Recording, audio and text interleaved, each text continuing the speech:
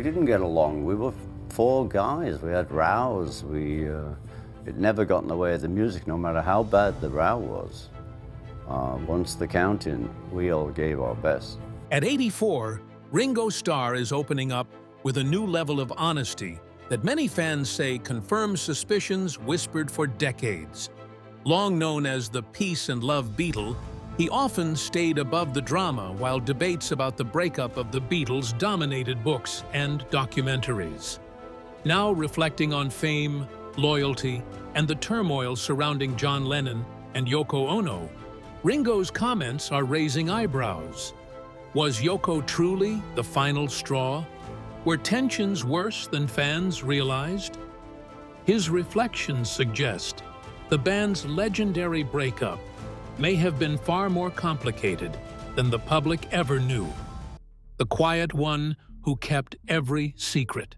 Let's get one thing straight before we dive deep into the drama. Ringo Starr is not, and has never been, just a drummer. He is the heartbeat of the most famous band that ever lived, literally. Without his groove, without that unmistakable swing on Come Together, that thundering roll into A Day in the Life, or that devastatingly simple beat on In My Life, the Beatles sound entirely different. Maybe they don't even make it. But Ringo's genius was never just in his hands. It was in his mouth, or rather, in what he chose not to say. While John Lennon fired off opinions like machine gun rounds, while Paul McCartney carefully curated his legacy with the precision of a PR firm, and while George Harrison let his spiritual journey do the talking, Ringo was the one who sat back and smiled. He was the one who deflected with a joke, who shrugged off the hard questions, who said things like, "I love those guys," when you just knew there was a paragraph of unspoken fury behind it. Journalists have been prodding Ringo for decades. Fans have begged. Documentarians have circled. Because everyone with even a passing knowledge of Beatles history knew that Ringo Starr had a front-row seat to the ugliest chapter in rock history. And he was the only one who hadn't fully told his side of the story. Think about it. John Lennon gave scorched earth interviews right up until his death in 1980. Paul McCartney has spent half a century in a very public Cold War with John's estate and Yoko's legacy. George Harrison wrote an entire autobiography, I Me Mine, that said more in its silences than its words. But Ringo?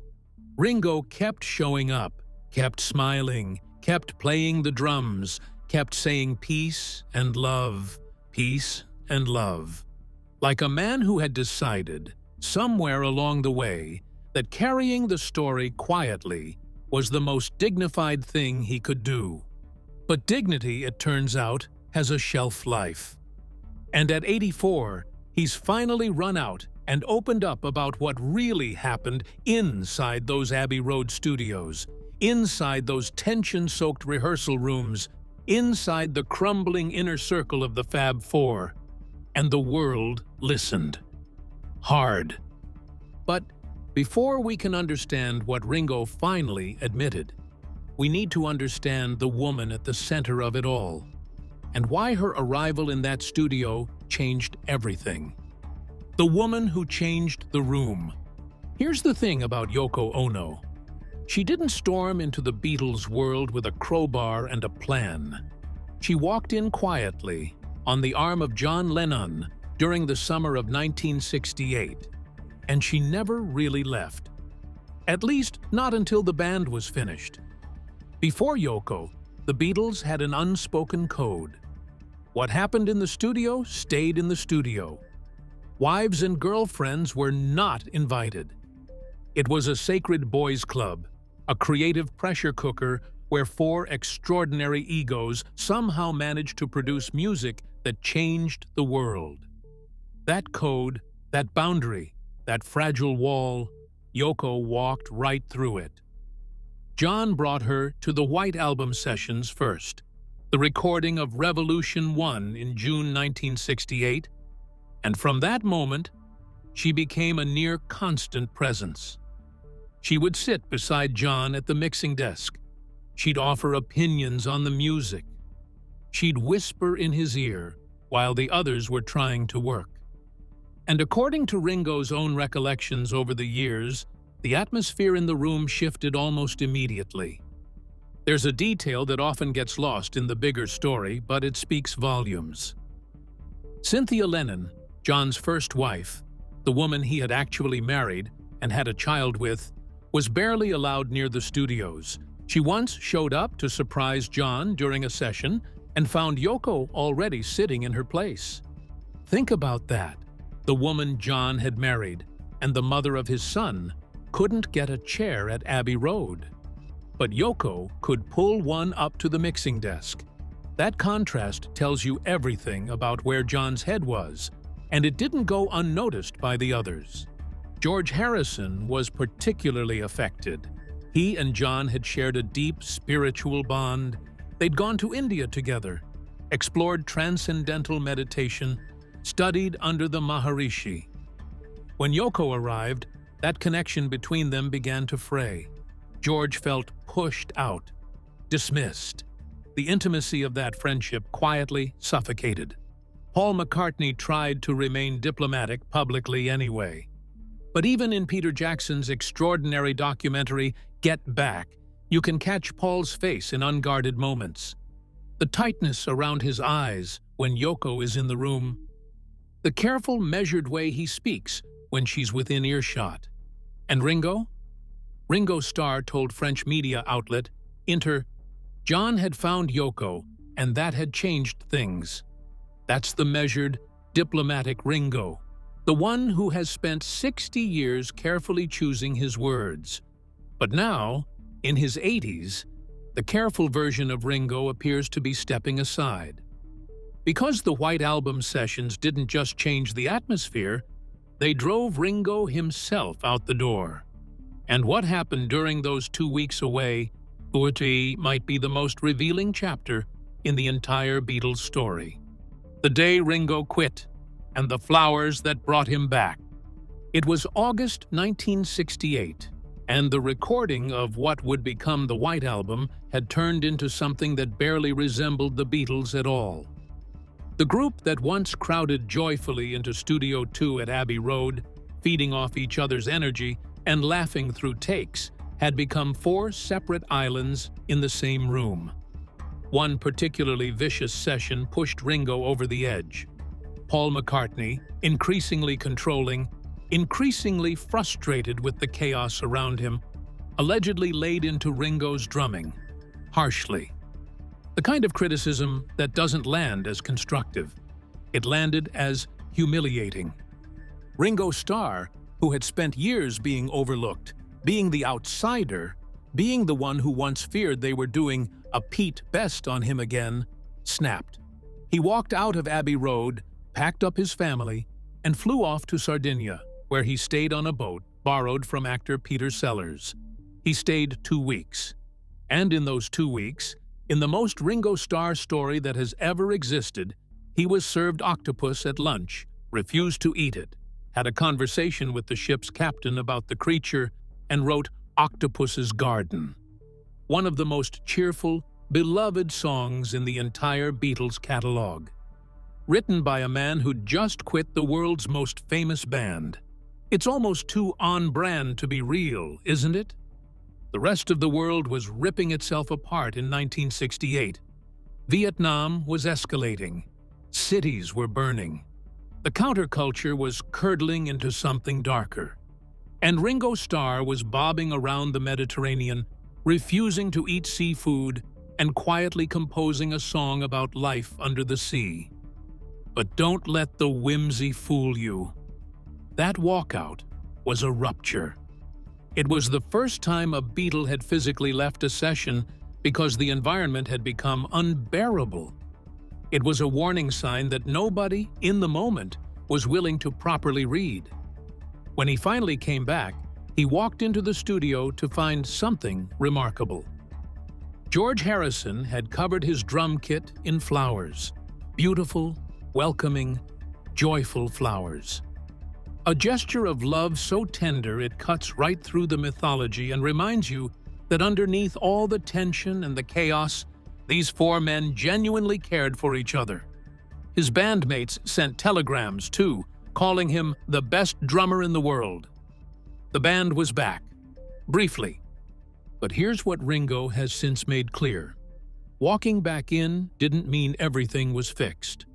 The flowers faded, the telegrams yellowed, and the forces pulling the Beatles apart, the creative differences, the power struggles, the ego collisions, they were only getting stronger.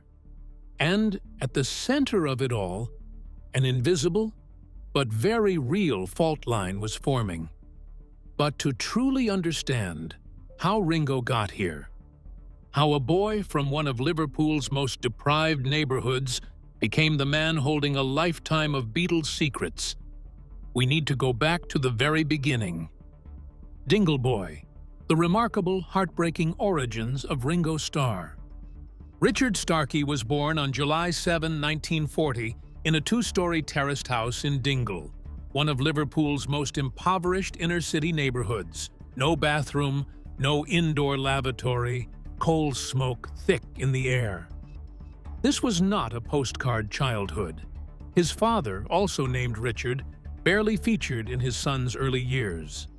The man spent his wages on beer and ballroom shoes, and when Ringo was just 3 years old, he was gone for good. "I only met him a couple of times," Ringo would later say. "I have no memories of him at all." His mother, Elsie, was a force of nature. Fiercely protective, relentlessly hardworking, she took on jobs as a barmaid and cleaner to keep the family afloat. The Starkeys were poor, but Ringo would never describe himself as unloved. That mattered more than the money. Later, Elsie would remarry, a man named Harry Graves, who Ringo adored and who bought him his first real drum kit. That kit changed everything. But we're getting ahead of ourselves. What should have killed him? The illnesses. In the summer of 1947, 6-year-old Richie, as the family called him, fell dangerously ill. He was rushed to the Royal Liverpool Children's Hospital with infected peritonitis, the result of a ruptured appendix. He fell into a coma. His mother was told 3 times that her son would not survive the night, once on the eve of his 7th birthday. He survived, but 10 weeks in hospital left their mark. He missed so much school that he never quite caught up. Reading remained difficult. Writing was a struggle. The educational gaps never fully closed. Then, in June 1954, the now 13-year-old was back in hospital again, this time with pleurisy, a form of tuberculosis that was still cutting through Liverpool's working-class communities like a knife. He spent almost 2 years in convalescence, shipped out to a sanatorium across the Mersey where the air was cleaner. And it was there, in that ward, that a health worker handed children musical instruments to keep their spirits up. Ringo was given a mallet made from a cotton bobbin. He used it to beat the cabinets next to his bed. And somewhere in those rhythmic, restless, isolated hours of a sick teenager in a hospital ward, the greatest rock drummer of the 20th century was born. He never went back to school. Instead, he found work, briefly at British Rail, then as an apprentice machinist, before the skiffle craze of the late 1950s swept him up entirely. He joined his first band, the Eddie Clayton Skiffle Group, in 1957. Then came Rory Storm and the Hurricanes, where he finally got a stage name, Ringo Starr, named for the rings he stacked on his fingers, with just a hint of the cowboy swagger he was beginning to inhabit. By the time he was 20, Ringo Starr was one of Liverpool's most in-demand drummers, steadier, more soulful, and more creative than almost anyone else on the scene. The Hurricanes were big. They topped bills at Butlin's holiday camps, played Hamburg, and were considered serious competition for a scrappy little band called the Beatles. No one who watched that sickly, fatherless kid beat the cabinets at Heswall Convalescence Home could have imagined what was coming. But fate, as it turns out, had been setting up the most extraordinary drumming chair in history. So how did the in-demand drummer from Rory Storm's band end up replacing a Beatle? And why was that replacement one of the most explosive, chaotic transitions in rock history? Pete Best's firing and the cruelest welcome in rock history. By August 1962, the Beatles were on the cusp of something enormous. Brian Epstein had secured them a recording contract with Parlophone. Producer George Martin had taken an interest. The machinery of fame was beginning to turn. There was just one problem: their drummer. Pete Best had been with the Beatles since 1960. He was handsome, brooding, and popular with the fans. Arguably more popular with certain fans than John, Paul, or George. But behind closed doors, his three bandmates had made a quiet, devastating decision. Pete Best wasn't good enough, and they wanted Ringo Starr. The firing was brutal in its coldness. Brian Epstein called Best into his office on August 16, 1962, and delivered the news as if reading from a script. "The boys want you out, and Ringo in." That was it. No face-to-face from his bandmates, no explanation, no goodbye. Best walked out of that office and into a life of painful what-ifs. He later said he had a breakdown, spent years working in a bakery, while the men who dismissed him became the most famous musicians on earth. Whatever you think about the decision, musically, it was the right call. Humanly, it was a brutal one. Best was reportedly devastated, and the fans? Furious. When Ringo appeared at the Cavern Club the very next day, Best's supporters were waiting. They held vigils outside his house. They shouted, "Pete forever, Ringo never," outside the venue. Someone gave George Harrison a black eye. Brian Epstein, whose car tires had been slashed in protest, briefly hired a bodyguard. For Ringo Starr, who had just arrived into what should have been the most exciting moment of his career, it was instead a bewildering and frightening introduction. He was an outsider from the start, not chosen by the fans, not unanimously embraced. And then, to add insult to injury, George Martin replaced him with a session drummer, Andy White, for the Beatles' very first single recording, relegating Ringo to tambourine duty on Love Me Do. His worst fear whispered in the back of his mind, "That's the end. They're doing a Pete Best on me." They weren't, of course. By November of 1962, Ringo had won the fans over completely. His warmth, his humor, his extraordinary feel for the groove, it was impossible not to love him.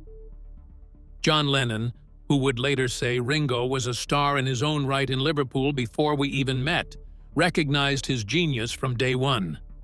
But that shadow, that sense of being the odd one out, the latecomer, the one who had to earn his place, never entirely left Ringo Starr.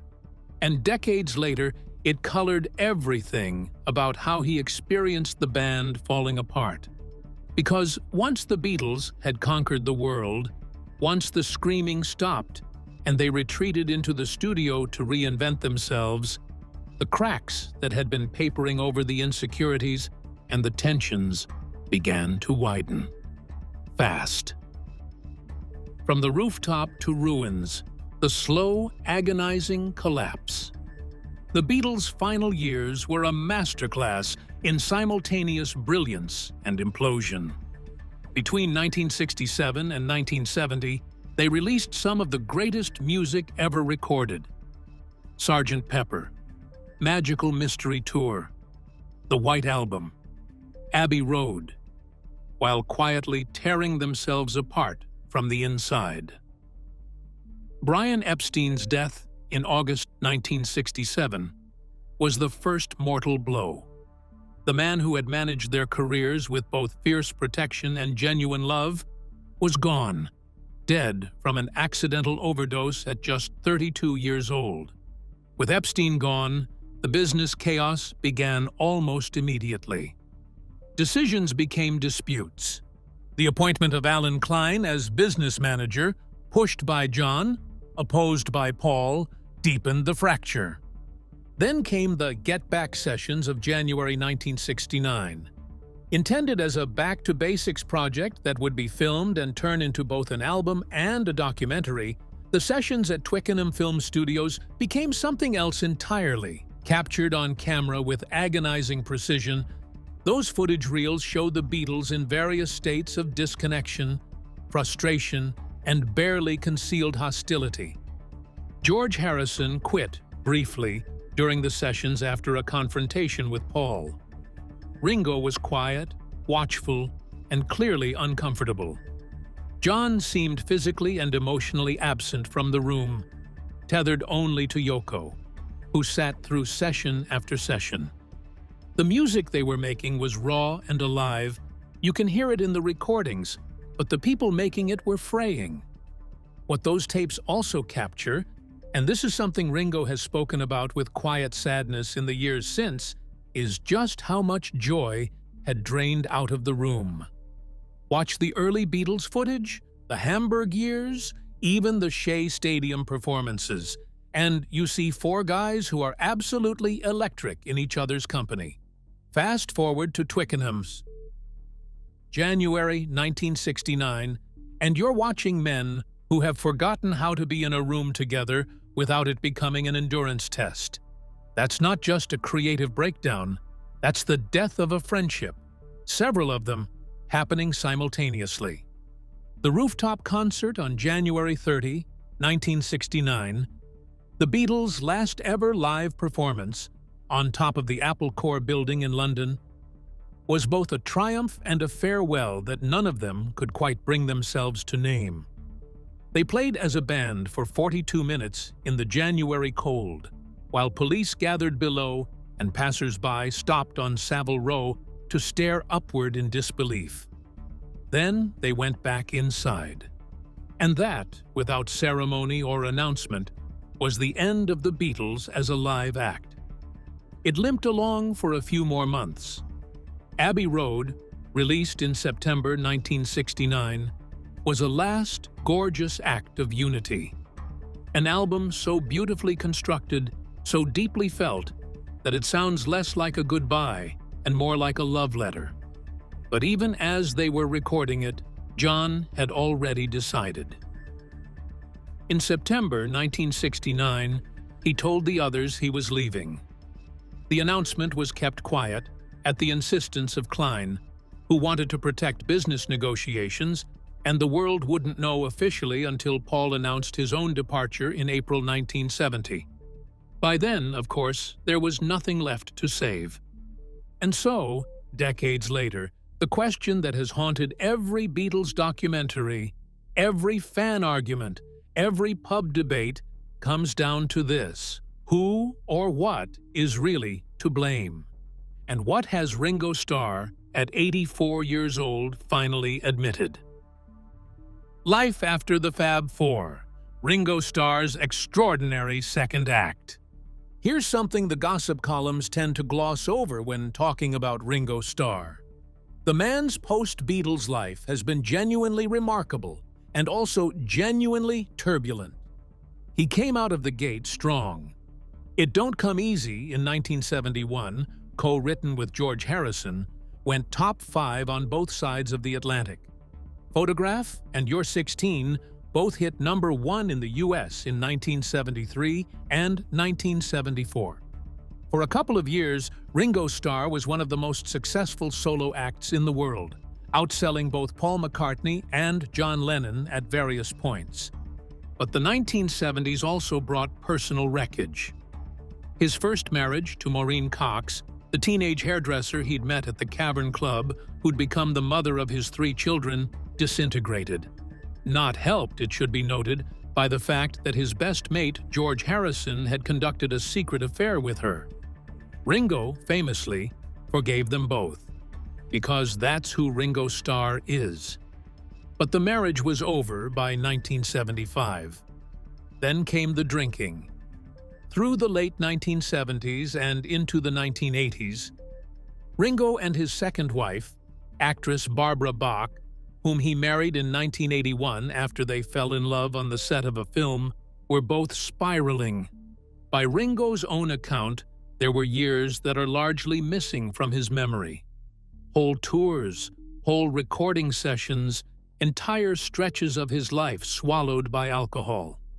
He has described waking up and genuinely not knowing what country he was in. Not because of jet lag, but because the drinking had become that consuming.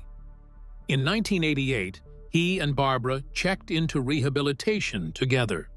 It was, he said, the most important decision he ever made. Not the Beatles, not the records. That. His daughter Lee's terrifying brain tumor diagnosis in 1995, she survived after emergency surgery in Boston, put everything else in perspective. Family, health, presence. A reinvented Ringo emerged in the 1990s, sober and energized, fronting the all-star band touring project that became his passion. He inducted himself into the Rock and Roll Hall of Fame as a solo artist in 2015, receiving a long-overdue standing ovation that felt like the music world finally acknowledging something it had always quietly known. This man deserved more credit than he got. Prince Charles knighted him in 2018. Sir Ringo Starr, the kid from Dingle with the cotton bob and mallet, a knight of the realm, and the music keeps coming. In January 2025, Ringo released Look Up, a country and roots album produced by the legendary T-Bone Burnett. A second collaboration with Burnett, Long Long Road, followed in early 2026. Still touring, still, somehow, beaming that enormous, infectious grin, which makes it all the more electric that at this stage of his life, with nothing to prove and no agenda to protect, Ringo Starr finally chose to address the question every Beatles fan has been screaming for 50 years. So what exactly did he say? The confession that changed everything. Let's be precise here, because the truth is actually more nuanced and more interesting than the headline screams. For decades, Ringo Starr has been careful, deliberate, and diplomatic when asked about the Beatles' breakup. He has never been a man who blamed publicly. He has never pointed fingers on camera with the kind of scorched earth finality that the tabloids always craved. When asked about Yoko, he would say the right things, measured things. John had found Yoko, and that had changed things. Things like that. But in multiple interviews over the years, and in a pattern that has become impossible to ignore, especially as Ringo has aged into the kind of elder statesman who has stopped caring about managing perceptions, the picture he has painted has become increasingly stark. According to what Ringo himself has confirmed through various accounts and the documented historical record, here is what he has said, directly and indirectly, about what brought the Beatles down. Yoko Ono's constant, near-total presence during the recording sessions, from the White Album through Let It Be, fundamentally altered the dynamic of the band. She broke the unspoken code that had kept the Beatles functioning as a unit. She sat at the mixing desk. She whispered to John. She became, in Ringo's own framing, a wedge, not necessarily deliberately, but powerfully, between John and the rest of the group. Ringo has described feeling like an outsider during the White Album sessions, not just because of Paul's criticism of his drumming, which was real and which drove him to quit temporarily, but because the entire atmosphere of the studio had changed. The intimacy was gone. The playfulness was gone. Something sacred about the way the four of them worked together had been quietly invaded. He has said publicly that Yoko's presence was a change, that John's devotion to her made working conditions difficult, that the intuitive, wordless musical communication they had always shared was now filtered through another layer, another person, another agenda. And here is the most devastating part of what Ringo Starr has, finally, in his 8th decade, allowed himself to say clearly, it wasn't just Yoko in isolation. It was what Yoko represented, John's total emotional withdrawal from the Beatles. His exit, not from the building, but from the bond. John Lennon had, in Ringo's view, already left the band long before Paul made the announcement in April 1970. Yoko didn't just distract John. In Ringo's reading of history, she was the person John chose over them. All of them, completely and finally. That's the confession, not a tabloid explosion, not a furious tirade. Something more honest and more heartbreaking than that. A quiet, aging man saying, "The band I loved, the family I never had growing up, the 4 brothers who defined my life. One of them chose someone else. And none of us have ever fully gotten over it." You have to sit with that for a moment. This is a man who grew up with no father, who spent years in hospital wards, who was rejected by the very fans he was meant to play for, who was told he wasn't even good enough to drum on his own band's debut single. The Beatles weren't just a job for Ringo. They were the first place in his life where he truly, completely belonged. When John checked out of that, emotionally, psychologically, spiritually, it wasn't just a band breaking up. For Ringo, it was another abandonment. And that is the thread that runs underneath everything he has said about those final years, whether he uses those words or not. Ringo has been careful to add, always, consistently, that the breakup was never one thing. Creative differences were real. Brian Epstein's death was devastating. Alan Klein was a disaster. Paul's controlling instincts ground everyone down. George's frustration at being sidelined as a songwriter was a slow-burning fury. These were all factors. Ringo has never let anyone reduce it to a single villain. But when it comes to the specific question of what changed the room, what changed the atmosphere, what broke the sacred unspoken code of the Beatles, Ringo Starr, at 84, has pointed, gently but unmistakably, at the same door. The woman who walked through it in the summer of 1968, and never quite left. So there it is, 60 years of silence, 60 years of diplomatic smiles and careful words. And at 84, the last Beatle standing has finally, quietly, told us what we always suspected. The room changed when Yoko walked in, and it never changed back. Whether you call it a confession, a confirmation, or just an old man telling the truth, it's the ending to a story that started in a hospital ward in Liverpool with a cotton bobbin mallet and a sick kid who just wanted to make noise. If this video shook you, hit like and subscribe right now, because next time, we might be going even deeper into more explosive secrets. You do not want to miss what's coming. Peace and love.